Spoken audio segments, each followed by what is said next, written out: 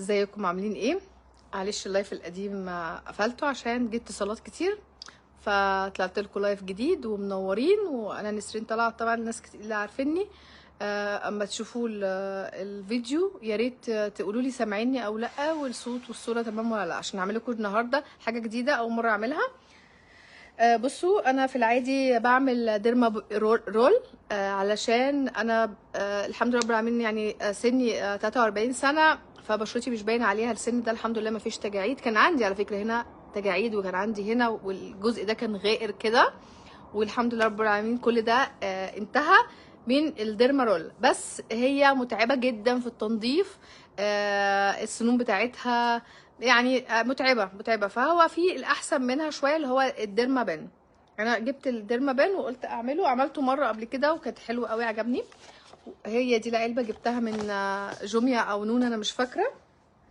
هي بتيجي معاها سنون، سن بتاعها يعني، وفي علبه محترمه جدا. وده السن ده بيتباع لوحده بقى، لان انت تستعمليه المره دي وهترميه. لكن بيتباع بقى لوحده. مثلا بتكتبي عايزه السنون بتاعه ديرمابان، بيطلع لك العروض، عايزه 5 ولا 3 ولا كام. المهم، محضره ايه معايا؟ محضره هيالورونيك اسيد اهو. ده اللي بستعمله في الديرما بس، يعني مش بستعمله في العادي. ودوت فيتامين اي وكولاجين، ده زي سيروم كده اهو، ده اسمه. ده برضو بستعمله. وطبعا بعد الديرما ما ينفعش. انا في ناس بقى بتحط مضاد حيوي كده، انا بحط ساعات مضاد حيوي بس ليله واحده. بقيه الايام انا ما ينفعش ما استعملش تندر كير. هو ده السحر، انا مش بقدر اقعد من غيره. طبعا احنا عارفين ان الديرما اصلا بتتعب، دي حاجه بتخرم في الوش عشان تغذي، يعني تخلي الخلايا تتنشط وتتجدد من اول وجديد، فبتوجع. يعني مش هنبقى كدابين يعني. فالتندر كير ده هو الحاجه الوحيده اللي بتهدي بشرتي. خلاص. فانا دلوقتي هعملها قدامكم، واحنا في نفس الوقت واحنا بشتغل، احنا هنتكلم مع بعضينا ونرغي ونحكي على اللي بيتقال واللي بيتعاد والناس دلوقتي الفتره دي ما وريهاش كلام ابدا غير نسرين بتعمل ايه. فاحنا نحسم الموضوع بقى ونسكتهم شويه. انا بتنفس الصبح نسرين عملت ايه، وبالليل نسرين عملت ايه، ونسرين رايحه فين، ونسرين جايه منين. فالموضوع صراحه بقى مستفز جدا. يعني عايزه اقول لهم تعالوا عيشوا معايا. بصوا، احنا بنحط السن، يعني افكه لكم تاني اهو. هو فيه سوسته، فانا بقفله كده، وهنا بتلفيه الدرجات اللي انت عايزاها. السن يطلع ازاي، مش عارفه هو باين ولا لا. هو فيه سنون هنا، انا بلفها السن بيطلع وبينزل. انا عايزاها انهي درجه. فانا ببتدي ببتدي مثلا بسن يبقى مش جامد قوي، وبعد كده ببتدي ازوده في نص الاستعمال. هو الغطا بتاعها اهو. بصوا، السن شايفين، انا هطلعه اهو، شايفين اهو. ده كده اعلى حاجه كده، انا نزلته. اوكي. الدرجه هي في نقطه هنا اهي، فيها الدرجات. فانا مثلا هبتدي بيه الخمسة، خلينا في النص، او ال75. خلينا في النص الاول، ولو حسيت ان هي قليله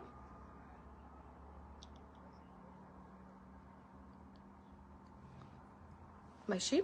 انا حاطه بنج بقى، انا نسيت اقول لكم ان انا حاطه بنج في وشي، وغسلت وشي كويس جدا، بس اتاكد ان هو ما فيهوش اي حاجه خالص، علشان غلط ان هو يبقى فيه اي تلوث. الحاجات دي بتتخرم جوه البشره، فما ينفعش خالص. تمام.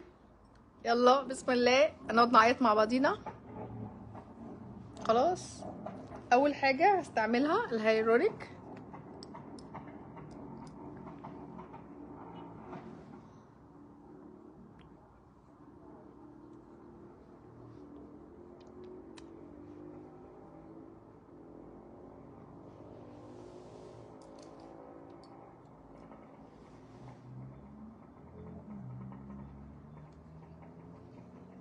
طبعا نتاكد ان احنا ايدينا نضيفه جدا.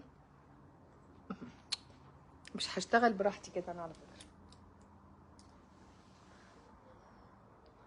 اللي حواليا بيتفرج عليا يا جماعه، مش هعرف اشتغل براحتي. ده هيلورونيك من دكتور روشير، او اي هيلورونيك، يعني مش لازم شرط لون معين، المهم ان انت تستعملي اوكي.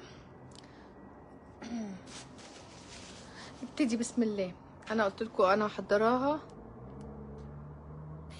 اشتغلت اهي. بسم الله الرحمن الرحيم. الاستعمال بقى ان انت بتمشي بحركات دائريه ولفوق، تمام. طبعا انتوا لو شفتوا دم او حاجه مفيش اي مشكله خالص يعني، ولا يهزكوا. انا مش حاسه قوي، ليه؟ لان انا حاطه بنج، فهو الطبيعي يعني. تمام. نتكلم بقى وانا شغاله. الفترة ديت بيتقال نسرين ونسرين بتعمل ايه، ونسرين مش شغالة ولا مش شغالة، ونسرين شغالة في مكان تاني، ونسرين اصل مش عارفة ايه وليها فلوس اصل، كلام كده يعني. عارف اللي هو ايه؟ نعم. انتوا عايشين معايا؟ يعني انتوا عايشين معايا اصلا عشان تعرفوا انا فين وانا بعمل ايه؟ انا قلت قبل كده مليون مره انا عامله هولد لشغلي في اورفليم. انا كل يوم بيقابلني ناس بتقولي لو سمحتي عايزين نسجل معاكي عضويه. لو عملت لكم سكرين الحمد لله رب العالمين، من غير ما اتكلم ومن غير ما اشتغل ومن غير ما اعمل اي حاجه، انا يوميا بيجي لي ناس كتير جدا عايزه تشتغل معايا في اورفليم، تشتغل معايا عموما. على فكره انت شغاله في ايه؟ عايزين نشتغل معاكي خلاص. ف بقول لهم انا اسفه انا موقفه شغل دلوقتي. ليه؟ عشان انا لما اشتغل هعلن ان انا بشتغل. انا لما اشتغل هعلن ان انا بشتغل. فالناس بتقول لي انا هنستناكي، وفي ناس ما بتستناش وبتروح مكان تاني. انا ما عنديش اي مشكله. انا بقول لهم عايزين، انا مش عارفه هشتغل امتى، هبتدي امتى، عايزين تستنوا استنوا، عشان عايزين تستنوا امشوا. بصوا محتاجه ان انا ازودها شويه عشان حاسه ان هي بطيئه شويتين تلاته. نشد بقى يا جماعه، انا نقفلها وبعد كده نشدها. دي اقصى حاجه 3. ده انا كنت عامله العكس، يا نهار ابيض. اعملها على 2.5. استر يا رب. ايوه كده.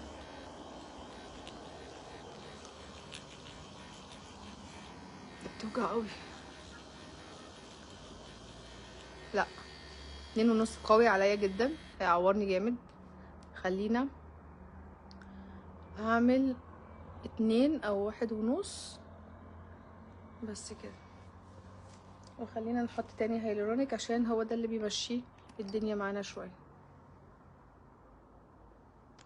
بتوجع او لا؟ هي انا حاطه بنج في حتت، لو عملت ايه البنج مش هيأثر فيها، لكن في الخدود وكده لا مش بتوجع، مش حاسه. انا لو بتوجع كان زماني صوتت لكم دلوقتي. لكن يعني للناس اللي بتخاف من الحقن هتوجعه، لكن انا مش بخاف من الحقن، فبالنسبه لي الموضوع تمام. بصوا ابتدت كده تشد عليا شويه اهو. المناطق اللي مضايقاني هي دي اللي بركز فيها اكتر. تمام. ف كنت بقول ان الناس عماله تجيب في سيرتي نسرين بتروح بتعمل، نسرين راحت وعملت، نسرين بتشتغل في الحته الفلانيه، نسرين فشلت في اوريفليم، نسرين ما بقتش تشتغل. هو انا كلامي مش واضح؟ لان بقالي كام شهر بقول يا جماعه انا عامله هولد على شغلي عشان اوريفليم دلوقتي فيها دروب، وانا مش عارفه هي رايحه فين وجايه منين. مستنيه اعرف. تمام. فما تجيش انت بقى تتكلمي على لساني وتيجي تقولي نسرين بتقول، نسرين راحت وجات وعملت ويا ريت بيتكلموا في وشي. نفسي بني ادم واحد يجي يقول لي نسرين انت كذا. يا كله في ظهري حاجه يعني. انا ما شفتش بني ادمين كده صراحه. جبني للدرجه دي؟ ده اسمه جبن على فكره. ده اسمه ان انت بني ادمه جبانه مش قادره تواجهي. تعالي قولي لي، تعالي قولي لي ان انت بتقولي عليا كذا، او نسرين في كذا على فكره بتقال عليكي، او انا قلت من وراكي كذا. تعالي قولي لي ان انت شايفاني ان انا حد فاشل. تعالي قولي لي، تعالي قولي لي، او قولي لي نسرين، قولي لي وجهه نظرك ان انت موقفه شغل. تعالي نتناقش كده بادب واخلاق وتربيه، بدل شغل الحواري، لا مؤاخذه يعني، عشان اللي بيحصل ده شغل حواري، اللي هو ايه، انا بتكلم عليكي بس في ظهرك، واجي اقابلك واخدك بالحضن. ايه ده؟ ليه؟ عشان ايه؟ يعني عشان ايه؟ انا ماسكه عليكي زله؟ انت خايفه من ايه؟ بصوا بقى المنطقه دي، هو انا لحد دلوقتي الحمد لله مش موجوعه، بس هي الموضوع دي حساسه جدا، فخدوا بالكم ان هي ممكن تنزل دم في ثانيه. هو كله نزل دم يعني لو انتوا مش شايفين، بصوا بس ده بنج يا جماعه، هو في بنج، ما تقلقوش، بس والله بيفرق في البشره جدا. بس يا جماعه، فكل يوم كل يوم بيتقابلني ناس بتتكلم تقول لي هو انت فعلا كذا؟ اقول لها مين قالك؟ تقول لي بيقولوا. اقول لها روحي اتكلمي مع اللي بيقولوا، ده ما انت مصدقاهم، ما تتكلمنيش معايا انا قلت حاجه؟ انا طلعت قلت حاجه؟ ويوم ما انا اكون عايزه اعمل حاجه، انا هطلع اقول يا جماعه انا عملت ده، او رحت هنا، او جيت هنا، او انا مكمله، او يلا يلا يلا نبدا شغل تاني من اوريفليم، يلا هنبتدي نعمل شغل جامد. حتى الناس اللي قاعدين مستنيني، الناس اللي قاعدين مستنيني في شغل اوريفليم، هسيبهم معلقين؟ ما انا هطلع اقول يلا. فصراحة اللي بيحصل ده مهزلة. وصراحة صراحة ما تزعلوش مني، اوريفليم لمت قوي، اوريفليم ما كانتش كده، اوريفليم لمت جدا، اوريفليم بقى فيها اشكال وناس انا ما يشرفنيش ان انا اتعامل معاهم صراحة. ف شغل الستات اللي هو احنا فاضيين فبنتكلم بس هما مش بيعملوا اي حاجه تانية غير هما فاضيين وبيتكلموا. بيتكلموا على مين؟ على اي حد بقى، اي حد معدي. طبعا هو الحمد لله رب العالمين، عشان انا حد يعني اعتبر من المشهور في اوريفليم، فهم مش بيلاقوا حاجه تانية يعملوها غير يتكلموا عليا. الحته دي مهمه جدا، لان انا بعمل دايما عشان الحته دي وعشان اورتي، اللي هو الخط ده بيفرق معايا جدا. ما تتخضوش من شكلي يا جماعه، عادي جدا عادي جدا عادي. فاللي بيحصل انا بقى يعني اللي هو ايه، انا لما حد بيجي يقول لي حاجه اقول له ايه، هواجهك بيه. تقول لي لا اصلي ما ينفعش، اصل اقول لها لا، مش انتي بتقولي قال كذا، تعالي اواجهك بيه. تقول لي لا ما ينفعش، ما تحطنيش في موقف وحش. اقول لها الله انت خايفه من ايه؟ الحته دي بقى بتوجع يا جماعه، يعني مش قادره اقول لكم. بصوا الجهاز ده عشان حد بيسأل، الجهاز ده بيعمل ايه؟ الجهاز دوت بينشط الدورة الدموية، يجدد الخلايا، وبيخلي الجسم الجلد مشدود. انا بيطلع لي جلد جديد، انا حرفيا بيطلع لي جلد جديد.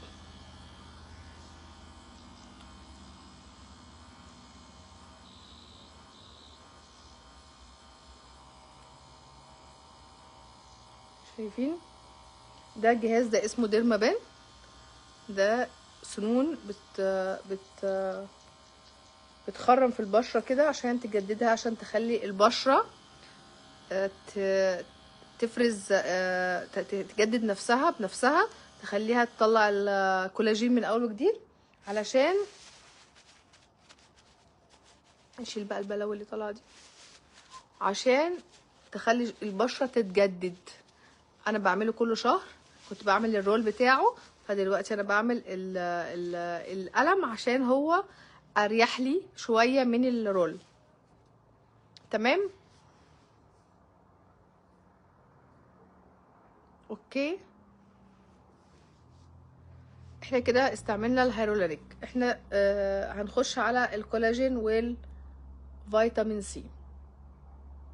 فيتامين اي، سوري، فيتامين سي نو، فيتامين سي لا.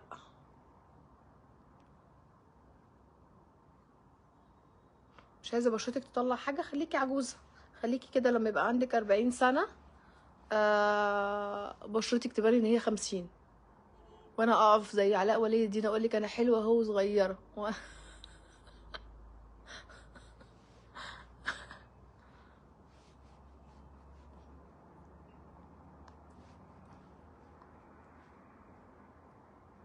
فين الوجع يعني؟ انتوا شفتني اتألمت؟ انا حاطه بنج، هو الألم ما بعد البنج. حضرتك تلاقي نفسك بقى وشك بيحرقك جامد جدا، وكل شويه عايزه تحطي حاجه تطفي النار.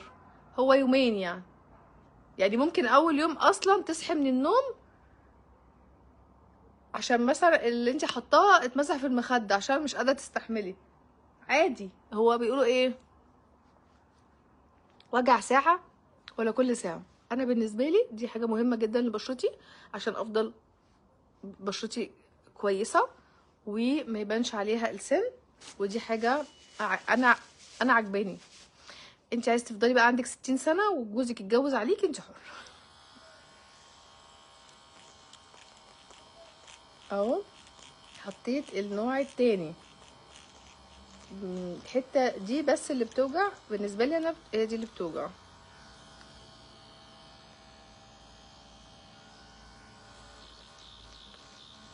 تمام. بس فبقول لكم اني الناس اللي بتتكلم بقى من بره كده. طيب بالنسبه بقى نتكلم في موضوع تاني، انتوا مش بتسالوا، انا هتكلم انا عشان انا عايزه ارغي. الناس بقى اللي راحت اصلا اشتغلت في شركات تانية، في منهم ناس هم اصلا مبطلين اوريفليم. يعني نشوى مثلا اختي مبطله اوريفليم بقالها سنتين، فلما تروح تشتغل في شركه تانية ده طبيعي، ما عنديش مشكله، لانها اصلا مبطله اوريفليم وشجرتها كلها يعتبر مبطله، يعني كانتش بتعمل كودها حتى الشخصي، فمفيش مشكله.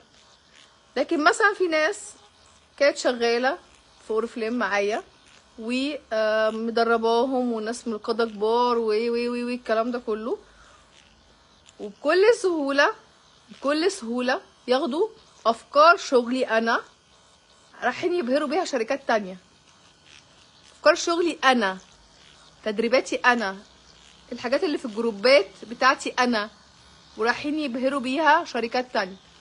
طب ما تبهريهم بنفسك، يعني ابهريهم بنفسك، ابهريهم بفكرك، ابهريهم باسلوبك، ما تبهريهمش بافكار ناس تانية وشغل تاني وشقة تاني. اظن ان يعني ان دي اسمها سرقة من نوع اخر. مش عارفة انا كده صح ولا غلط. هو انتي كنتي شغالة ما تعرفيش يعني ايه اوريفليم ده مبدئيا، فعرفتي اوريفليم من مين؟ مني انا. طب الناس كلها عارفة اوريفليم وبتشتغل في اوريفليم، بس مش كل الناس في شجرتي، مش كل الناس خدت تدريباتي، مش كل الناس عرفت يعني ايه شغل اونلاين. فلما انتي تروحي تاخدي من جروباتي تدريباتي، جروباتي لسه موجودين فيها لحد دلوقتي على فكرة، تاخدي تدريباتي وتاخدي شغلي وتروحي تبهري بيه شركات تانية، اللي هو ايه، بصوا انا عندي معلومة كذا كذا، فهم ايه ده، واو ايه المعلومة دي؟ ايوه المعلومة دي بتاعت نسرين، المعلومة دي نسرين اللي قايلها لك لما كنت معاها في اوريفليم، فانتي رايحة تبهري بيها شركات تانية. يا ستي بهريهم بفكرك انت، خلاص انا وسعتلك دماغك ان انت بقى عندك فكر كويس، تعرفي تفكري وعلمتك ازاي تعرفي تجيبي افكار، وعرفتي تطوري من نفسك. انا ما عنديش اي مشكله، مش متضايقه من ده، ما خلاص ما احنا خدنا، مش هناخد زماننا وزمان غيرنا. بس انت ما تروحيش تكلمي على نفس افكاري ونفس شغلي ونفس الطريقه ونفس الكلام وتروحي تبهري بيه شركات تانية وكده معتبراها نجاح. ده كوبي بيست، ده مفيش حتة ابداع، ده مفيش بربع جنيه اختلاف. ليه مش فاهمة ليه؟ شخصيتك فين؟ اسلوبك انت فين؟ واخدة شغل غيرك ليه؟ معتبراه ده نجاح؟ لا ده مش نجاح، ده كوبي بيست، والناس عارفه ان هي كوبي بيست، ولما بيشوفوا الشغل بيعرفوا ان هو كوبي بيست، وبيقولوا ده اسلوب نسرين. فشكلك بقى وحش.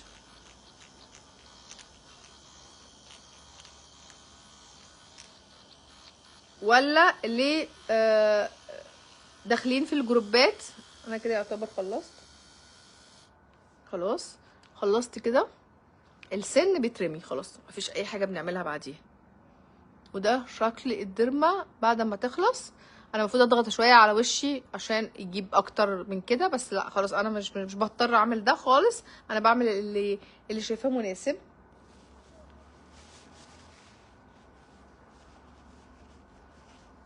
اهو مش بضغط تحت عينيا، الحمد لله عينيا ما فيهاش حاجه من تحتها، بس هو بيفرق معايا في النمش، بيفرق معايا في في تغييرات وشي صراحه، الحمد لله رب العالمين. يفرق معايا يعني الجزء ده من اول اللايف، لو انتوا ركزتوا هو مش هيبقى زي ما دلوقتي خالص. في ساعتها في ساعتها هو بيبقى في ساعتها فعلا. البشره دي عامله زي ما يكون ايه، هقول لك. انت دخلت لها عدو فجأة، فهي بتعمل فجأة رد فعل عشان تحمي نفسها، فبتروح تبتدي تنشط الخلايا اللي فيها وتقولك فيه هجوم عليا. طبعا طبعا ما ينفعش من غير التندر كير.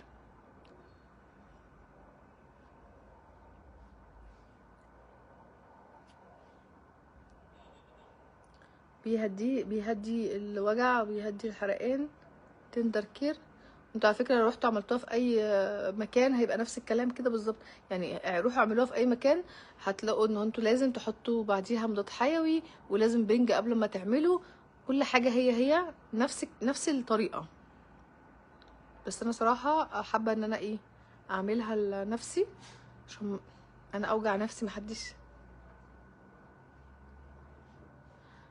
هو كله، بص وشي كله في ماده، فهو مش هيتاثر بمسحه ايدي دلوقتي.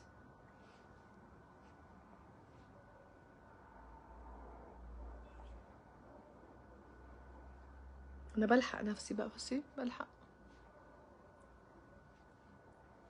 المره اللي فاتت عملت بقي بس قعد يقشر كتير مضايقني، فما قلت المره دي مش هعملها. بس خلصت. بس عايزه احط فلتر بقى عشان الناس اللي داخله جديده ما تتخضش، هم مش شايفين انا عملت ايه. ايه رايكم؟ في ناس بقى هي قررت ان هي تشتغل في مكان تاني. انا ما عنديش اي مشكله، براحتك خالص، محدش واصي على حد. تخش بقى في جروبات اوريفليم كلها تبتدي تسرق الناس. طب ليه يا حبيبتي؟ ما روحي اشتغلي، انا ايه المشكله وتروحي تشتغلي؟ هو حد واصي عليكي؟ بس ما تسرقيش حد.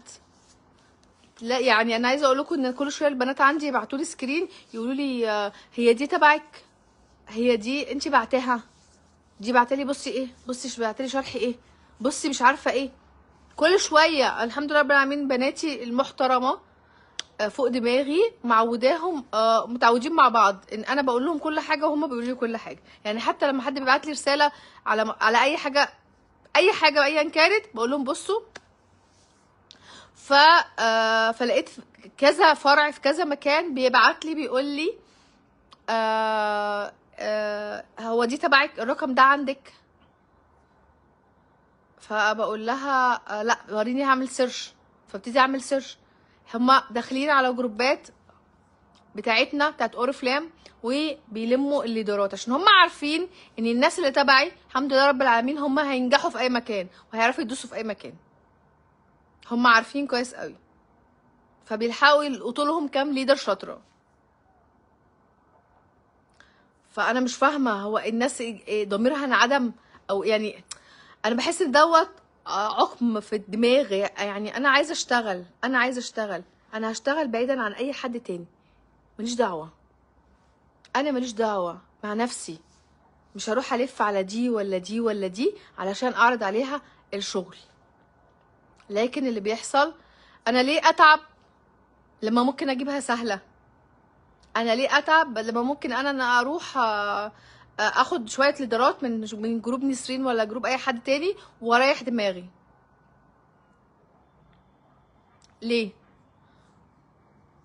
ما ناخدها سهله، واللي هو ايه كرامتي وجعاني مش هروح انا بنفسي، فتبعت ليدر من عندها تبقى تكلم صاحب البنت وتقول لها هي الاخبار مش عارفه ايه، هو انت شغاله لسه في اوريفليم؟ طب بصي انا جربت كذا كذا كذا كذا.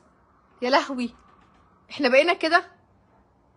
احنا بقينا كده وانيل من كده، كفايه اللي احنا بنشوفه. ماشي، ده تاني موضوع نتكلم فيه عشان بس انتوا ركزوا معايا عشان الموضوع ايه ما يتوهش منكم. اول موضوع نسرين بتعمل ايه ورايحه فين وجايه منين. لو انا هعمل حاجه انا هطلع اقول على الفيسبوك انا هعمل، انا ما بخافش من حد. تاني حاجه موضوع ان الناس اللي شغاله في راحه شركات تانية وبتسرق افكارنا اللي احنا تعبنا فيها وتروح تبهر بيها الشركات التانية وبتسرق الناس للاسف. ماشي، تالت حاجه بقى جروبات الفيسبوك دلوقتي بتاعت اوريفليم بتوع التحفيز والحرق، هما شايفين نفسهم قوي اليومين دول، طالعين بقوه جدا. اللي هو ايه اللي يقول انا يعرض البضاعه بتاعته القديمه اللي مخزنها بالسعر اللي هو عايزه طبعا، عشان ما فيش دلوقتي بضاعه كتير في اوريفليم او البرفانات بالذات معدومه. واللي يقول مين عايز يشتغل في اوريفليم يلا انا هشغلك معايا، وفي الاخر تطلع يلا ما علينا نوع الشغل ايا كان.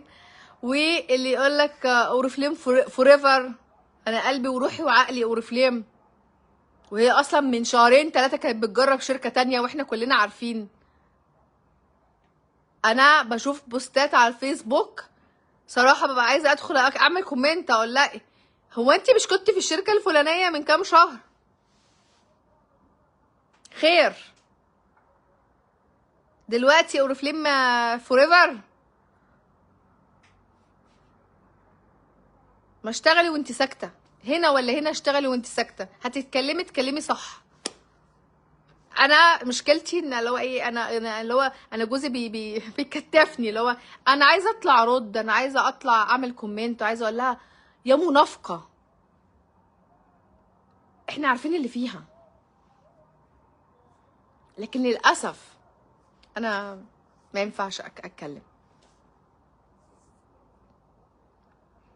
ماشي، الناس طبيعي ان هي تروح شركات تانية عشان الدنيا صعبه، اختاري اختاري قولي انا رحت شركه تانية وخلصنا، ما تروحي اختاري. لكن انا رحت شركه تانية وبقول اوريفليم فوريفر، لا اوريفليم صعبه فانا رحت شركه تانية، انا مش عارفه اكمل في اوريفليم فانا رحت شركه تانية. يا اما تسكتي خالص ولا تقولي ولا تعيدي. لكن انا بجرب شركه تانية او انا اوريدي اشتركت في شركه تانية، جربت وفشلت او جربت ولسه بجرب او اسمي موجود في الشركه التانية، ايا كان اللي بيحصل. واوريفليم فوريفر يخرب بيت النفاق، زي ما حصل مع مستر بدر لما كان موجود بالظبط. كان المعامله مع مستر بدر عامله ازاي، وده احسن حد في الدنيا. ولما مشي الكلام بقى الكلام اللي اتقال يعني ايا كان، او العكس هو اللي بوظ وهو اللي عمل. ولما مشي بوستات على الفيسبوك احنا مفتقدينك.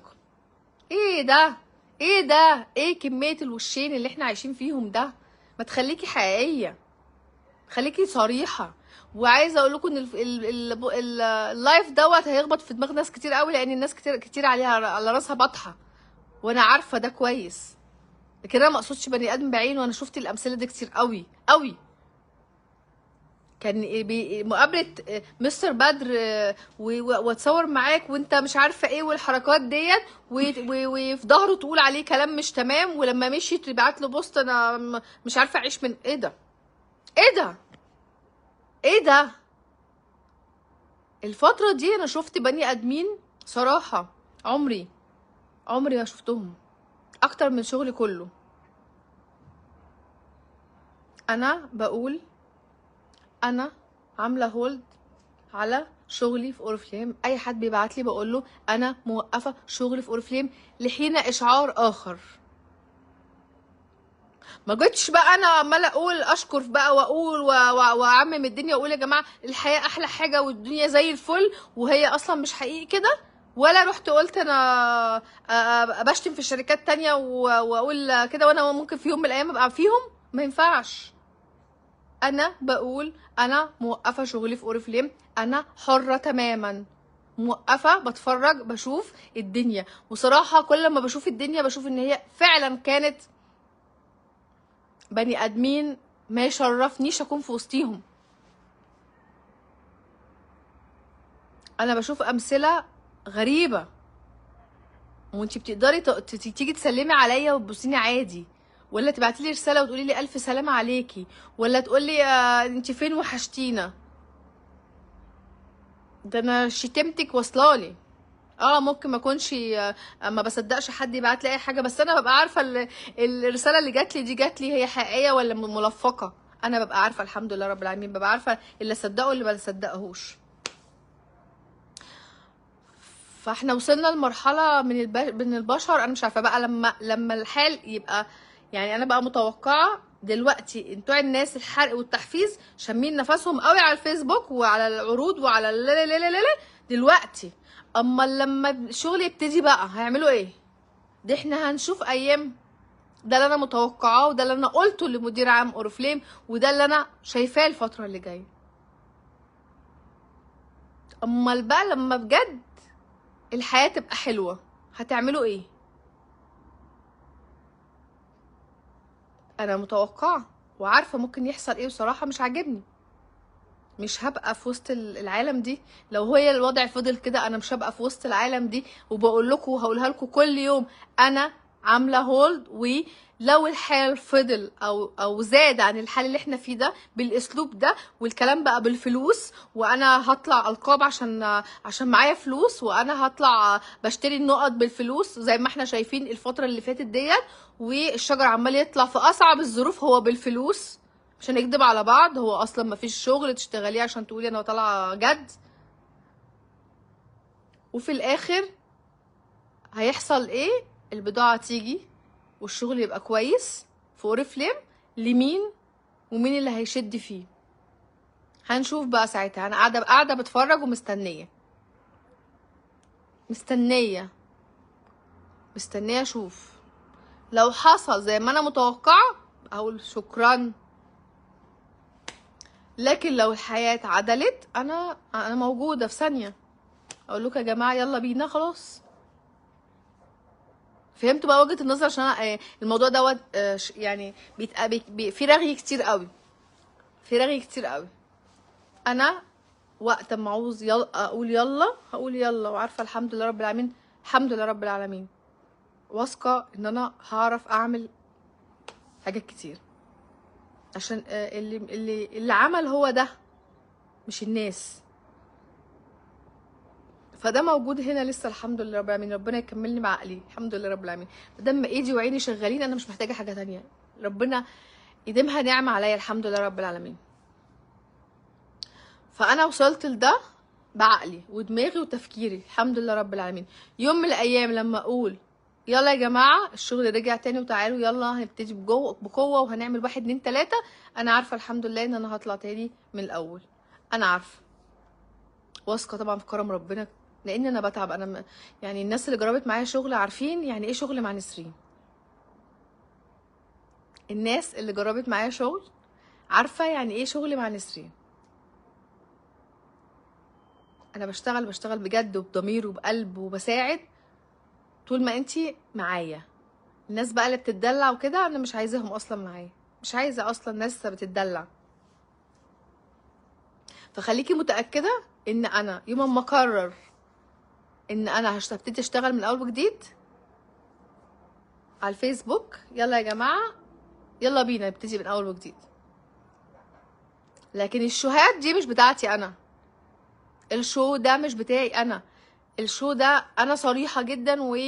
في ناس تقولك لا انت كده بتدمري شغلك، انت كده بتوقعي ناس من عندك، ناس كتير هتمشي وتسيبي وناس كتير هتجيلي. ده موجود وده موجود. واللي راح شركات تانية يوم ما انا اقول يلا بينا هنشتغل هيجولي. انا عارفه الحمد لله رب العالمين سمعه وشغل، الحمد لله رب العالمين. الناس المحترمه، الناس المحترمه اللي فاهمه شغلها معايا ايه. لكن الناس اللي بتحب الشو، الناس اللي بتحب الفلوس، الناس اللي بتحب تشتغل في الغلط مش بتاعتي. دول كده كده هم مش بتوعي، فيروحوا في الحته اللي هم عايزينها. انا مش فارق معايا.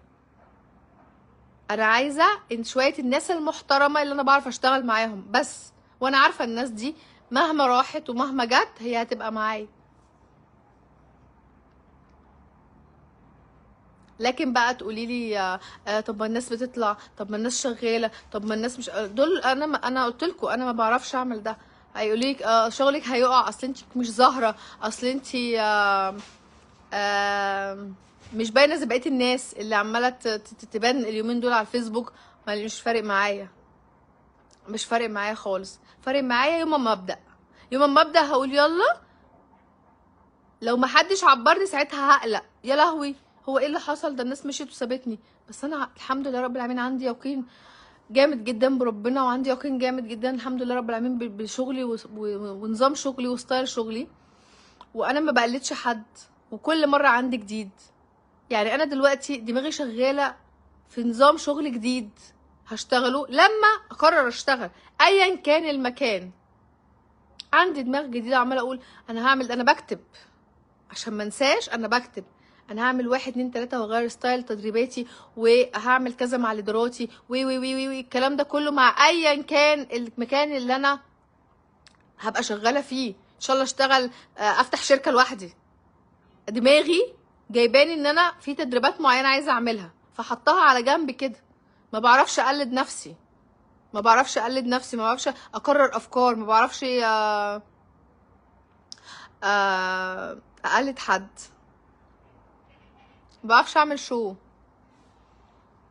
يعني لو على الشو الناس اللي متابعيني، احنا اكتر شجره ظهرت على الفيسبوك، احنا اكتر اسم سمع. احنا لما بنزل بوست على الفيسبوك هو بيسمع على الناس كلها. مش ده هدفي. انا لو عايزه كل يوم اسير الجدل على الفيسبوك هعمل ده. انا لو عايزه كل يوم اخلي الناس تكتب لي كومنتات انا عايزه اشتغل، انا عايزه اشتغل انا هعمل ده، انا هعرف اعمل ده. دي لعبتي، انا شاطره في الحته دي. انا شاطره، تقولوا عليا بقى مغروره مش مغروره، انا شاطره في الحته دي. انا بعرف اشغل الفيسبوك عندي، انا بعرف اخلي البوست اللي اعمله هو يبقى في مصلحتي، بعرف اعمل ده. انا لو عايزه اعمل ده، لو عايزه اعمل شو زي اللي بيحصل، ولا عايزه اعمل بوست يثير الجدل، او ولا عايزه اعمل بوست اشكر في فلان وفلان وفلان، كنت عملت كده من سنه، بقالي سنه بعمل كده. انا بعمل اللي ده شايفه صح واللي مرتاحه له. يعني انا دلوقتي لو طلعت عملت بوست على الفيسبوك ممكن اشتم فيه لو هو حد مضايقني، ولو محمود عبد الكريم قال لي لا مش عارفه ايه ومسحي البوست ما ينفعش، اقول له مش مسحه مثلا، اصل انت قصدك كذا، اصل انت إيه فلان فهم، ولا اللي يفهم يفهم. ما يهمنيش، ما يهمنيش انت قصدك ايه بالفيسبوك، اللي قصدي قصده، اللي على راسه بط هياخده، ما عنديش مشكله. ما بقى حسست على كلامي، اللي في دماغي بقوله، اللي عايزه اقوله بقوله، اللي عايزه اعمله بعمله. انا كده.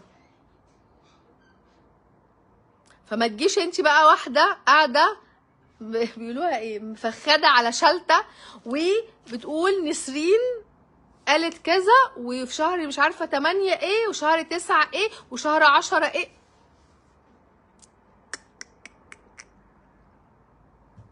بس نو كومنت، نو كومنت. الله دي طلعت بتشحن، طلعت بتشحن بتشتغل من غير سلك. كنتش اعرف والله. طب لا نشحنها بقى عشان المره الجايه. استنوا يا ولاد، كنت بعمل ايه، كنت بعمل ديرما لنفسي وبنفسي، وكنت كنت حاطه حاجات على وشي بقى، وكان في دم طالع والكلام ده كله، وكنت بستعملها منتجات كولاجين وهيرونيك عشان يساعد في الديرما. وده السن بتاعها اللي كان مستعملاه وهو بيترمي على كده. انا مشتريه كذا سن وبعمل في الشهر مره واحده، فالموضوع بالنسبه لي مش مكلف يعني. ده اللي كان مكلف، لكن الباقي كله تمام. وما ننساش ان احنا انا حطيت، انتوا شفتوا وشي كان عامل ازاي من 5 دقايق اما حطيت التندر كير. بصوا هدي هدي خالص يعني صراحه. كل بقى انا ببقى قاعده بقى مبلوله كده بالتندر كير 3 ايام او يومين، كل ما يتمسح بحط تاني، كل ما بتمسح بحط تاني.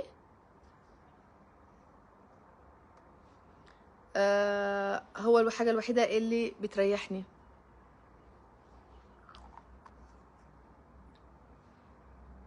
هو اصلا التندر كير ده حلو في كل حاجه يا جماعه. يا جماعه انتوا مش فاهمين، انتوا مش فاهمين. طيب حد عنده اسئله؟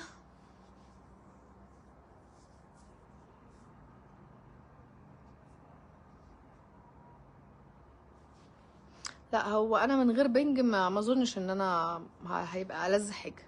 بشرتي حساسه شويه، مش عشان بقى الوجع وكده، بس انا بشرتي مش هقدر يعني.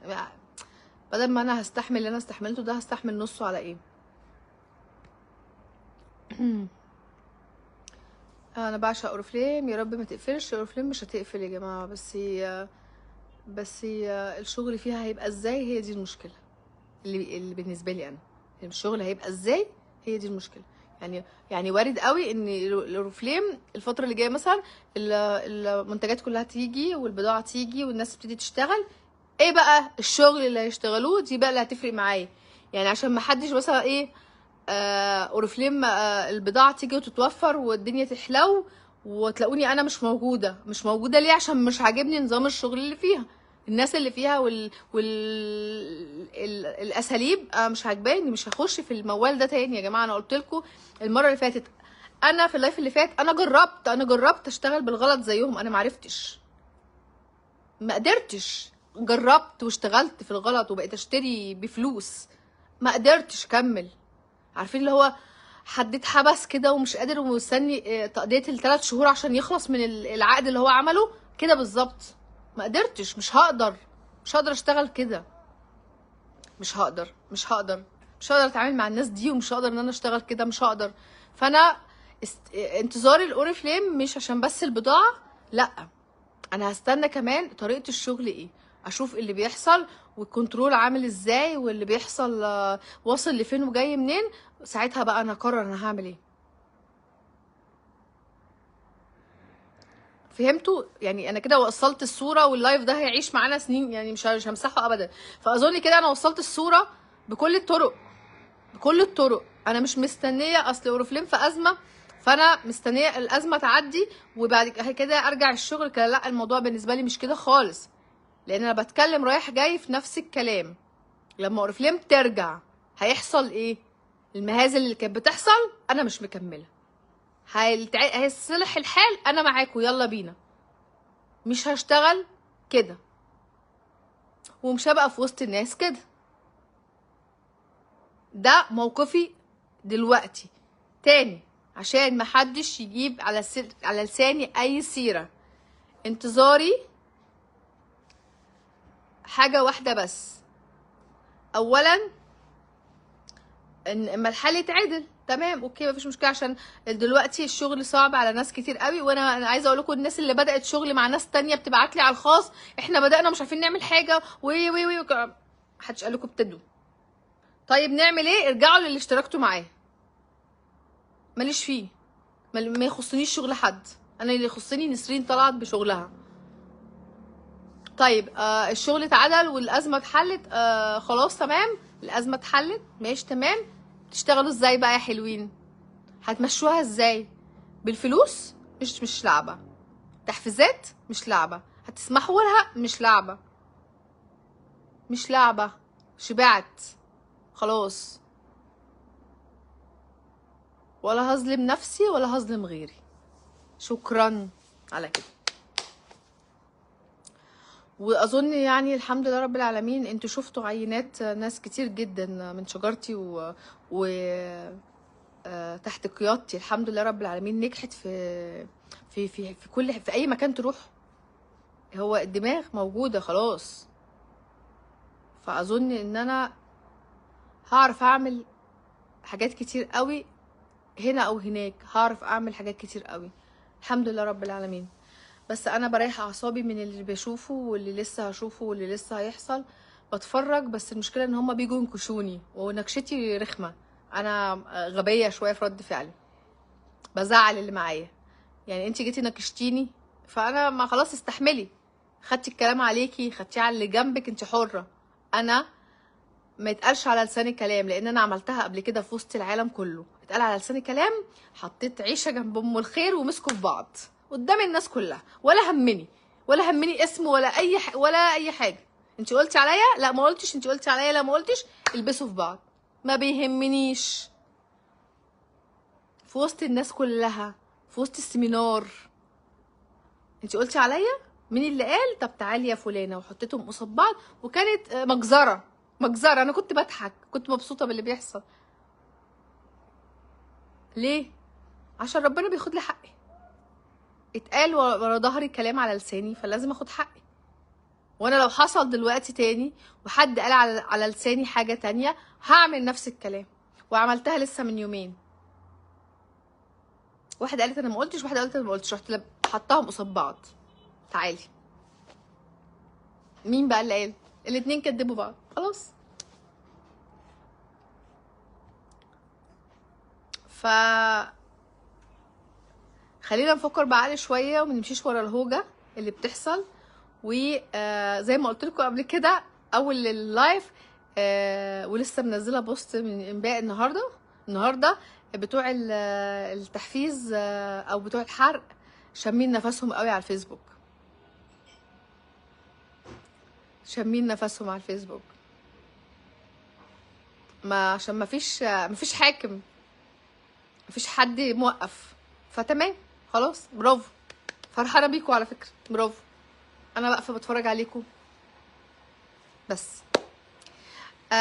تاني اخر حاجه، انا كنت بعمل في اللايف ده ايه؟ الديرمابان دوت، وعملت في وشي عامل كده بسبب الديرمابان. والحمد لله رب العالمين. افتحوا اللايف من اوله هتشوفوا الحته دي كانت عامله ازاي. بتفرق في ساعتها. انا كان عندي الخط ده قوي جدا وغائر جدا هنا اهو، والخطوط اللي هنا دي لسه يعني في منها سيكه صغيره، تمام. والجزء ده بيبقى واقع وخدودي شويه، والجزء ده بيبقى معلم قوي كده كده، من غير ما اكون اي تعبيرات على وشي كده.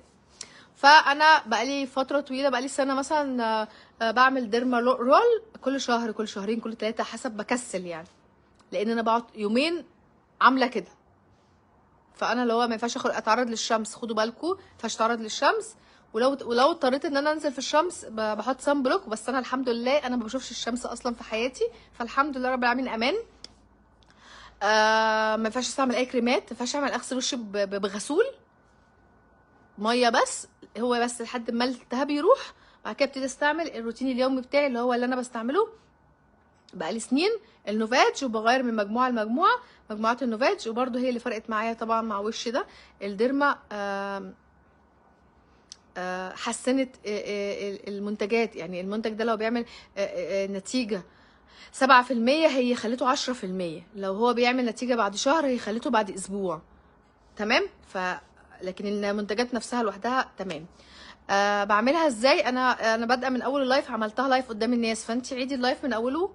وانا هنزل الفيديو على القناه على اليوتيوب برضه عشان يبقى قدام الناس، وهنزله على التيك توك عندي اجزاء منه بشرح فيها الديرمابان.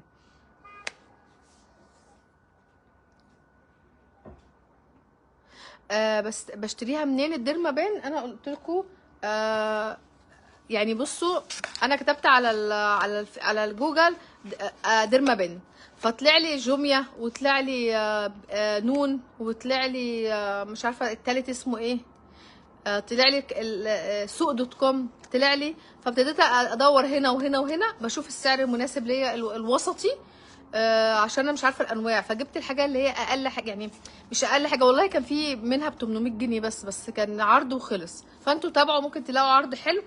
بس انا جايباها ب 1000 وشويه، 1600 ماشي. جبتها وبيجي معاها سنين او سن واحد للاستعمال، خلاص. ورحت داخله كتبت سنون ديرما بن، فراح طالع لي عرض بقى 3 مع بعض وعليهم 1 هديه، 5 مع بعض ومعاهم 6 هديه، حاجات كده. فاشتريت عرض تاني معاه، لان هي بتتعمل كل شهر مره، ما فيهاش قبل كده. يعني هو كل شهر مره عشان تجديد، المفروض كل 28 يوم او 25 يوم اللي هو ميعاد تجديد الخلايا. او ممكن تقعدي شهرين 3 حسب ما النتيجه طلعت معاكي. فانا اشتريت الحاجات اللي تخصني الفتره اللي جايه ديت واستعملتها. طيب بتستعملي معاها ايه؟ هاتي هيروليك اسيد بيور، يعني مش منتج فيه جزء من هيروليك، لا هو سيرم هيروليك وكولاجين. او ممكن تجيبي امبولات فيتامين اي من الصيدليه برضو تستعمليها، بس هو ده بصوا اسمه اي ميكس دوت. بيبقى علبه كده، هي جوه بقى انا كسلانه اقوم اجيبها، علبه كده فيها 6 من ده. وانا اصلا بستعمله قبل ما انام كل يوم اصلا في العادي، مش في الديرما بس، انا مريحني جدا لان انا بشرتي جافه، وده ترطيبه عالي قوي، سيرم تقيل كده تحس انت مرطبه بشرتك، فانا حباه. انا بتحطيه مع الديرما. كبسولات النوفاج تنفع معايا ممكن، بس لو هي فيها فيتامين سي لا، ما ينفعش. فيتامين سي هيحرق لك وشك، فيتامين سي ما ينفعش مع الديرما. تصبري بقى عليه شويه، بس انا مش عارفه هي فيها فيتامين سي ولا لا، اقري اللي عليها. بس انا كنت بحطها، يعني لما كانت مع عندي كنت بحطها. تمام. وبعد ما تخلصي المفروض تحطي فيسيكورد مثلا، بس انا بحط تندر كير لانه احسن 1000 مره من اي مضاد حيوي. ولو انت فتحتي اللايف اوله وانا بعمل، شوفي وشي كان محمر ازاي وملتهب ازاي. دلوقتي لما حطيت التندر كير راق تماما، ما فيهوش اي حاجه. وهيفضل كده، افضل كل شويه احط، انام على المخده اقوم اروح حاطه، هو يومين بس لحد ما الحرقان اللي في الوش يروح. وما اقعدش اعمل في الفتره دي ما اعملش اسمها ايه، حركات تعبيريه. اخد بالي من الحركات التعبيريه في وشي عشان ما اتعلمش. فكروني المره الجايه اعمل هنا عشان الجفن ده يطلع. نشوى قالت لي وانا ما اوحت معاها، قلت لها لا انا ما عنديش جفن واقع، بس مش مهم. يعني مثلا ايه، ما اقعدش اعمل كده كتير، اخد بالي اول من الحركه دي لانها هتعلم، لان احنا في فتره تجديد خلايا. فانت خدي بالك، عارفه كانك عامله بوتكس وكده وفيلر، فانت خدوا بالكم ما تعمليش كده، يعني خدوا بالكم ما تعمليش كده كتير عشان الخطوط دي ما تعلمش. هو بس اليومين 3 بتوع التجديد وخلاص كده، بعد كده هتلاقي وشك كل ما تفركي يطلع وبره، يا اما يقشر. كل واحد حسب على فكره. انا اول مره عملت ما طلعش اي حاجه، هو فضل حرقني وبعد كده نشف شويه، بعد كده ما اعرفش راحت فين الخلايا، ما اعرفش راحت فين وقعت وانا نايمه. اول مره تستعمليها ينفع تستعمليها طبعا، ما انا اكيد كنت لسه ليا اول مره. بس لما تيجي تستعمليها هاتي السنون اقل حاجه النص، يعني اول استعمال هيبقى نص ملي. ولو انت ممكن تجيبي ديرما رول، هي نفس الاستعمال، بس الديرما رول اخف كتير من القلم عشان انت بتعمليها بايدك. المره الجايه ابقى اوريها لكم. ماشي. هي يعني الموضوع لذيذ، بيخلي لك بشرتك حلوه، بس تستحملي عشان هو مش يعني ما تهزروش. يعني هو مثلا ايه، يا لهوي ده بيحرقني، ده انا مش عارفه انام، ممكن يحمل معاكي كده، مفيش مشكله خالص. اه ايوه انا شرحت يا ايمان اهو. خلاص. وقعدت ارغي كتير بقى واجيب في سيره دي وفي سيره دي بقى في وسط اللايف، بس كانت اهم حاجه عندي ان انا اعمل لكم الديرما بان لايف. وهحاول انزل لكم الفيديو دوت على اليوتيوب، يا رب يرضى ينزل، والفيديو وعلى التيك توك. بس كده خلاص. واشوفكم في فيديو جديد، وبعمل لكم حاجه جديده تانية، ويا رب يصلح حالكم كلكم. يلا، السلام عليكم.